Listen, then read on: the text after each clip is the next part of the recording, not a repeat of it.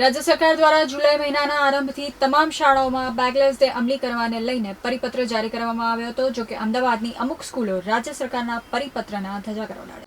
અમદાવાદની ખાનગી સ્કૂલો, સરકારી સ્કૂલ અને સીબીએસઈની સરકારી તમામ સ્કૂલો બેગલેસ ડેનું પાલન ન કર્યું હોવાનું સામે આવ્યું છે.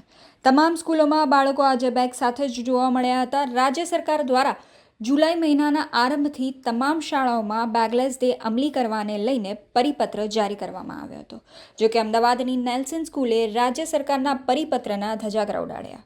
આજે જુલાઈ મહિનાનો પ્રથમ શનિવાર છે અને પરિપત્ર મુજબ શાળાઓમાં બાળકો બેગ વગર હાજરી આપશે.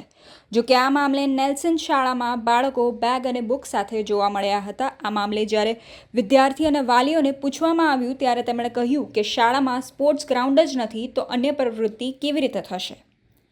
શાહીબાગમાં આવેલી કેન્દ્રીય વિદ્યાલયમાં તપાસ કરવામાં આવી તો બાળકો નિયમિત જે પ્રમાણે બેગ લઈને આવે છે તે જ પ્રમાણે બાળકો બેગ લઈને આવતા જોવા મળ્યા હતા.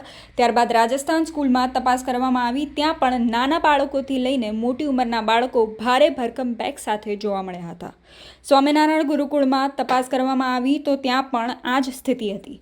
હવે આ મામલે શાળા સંચાલકો જો વધુ સ્પષ્ટતા કરી શકશે કે કેમ તેમણે સરકારના પરિપત્રનો અમલ ન કર્યો. જણાવી દઈએ કે ગત જૂન મહિનામાં રાજ્યના શિક્ષણ વિભાગ દ્વારા એક મહત્વના નિર્ણય અંતર્ગત દર શનિવારે બેગલેસ ડે ઉજવાશે. આ નિયમ અંતર્ગત વિદ્યાર્થીઓને શાળામાં બેગ લઈ જવામાંથી મુક્તિ મળશે અને તેઓ બુક અને બેગ વગર શાળાએ જશે.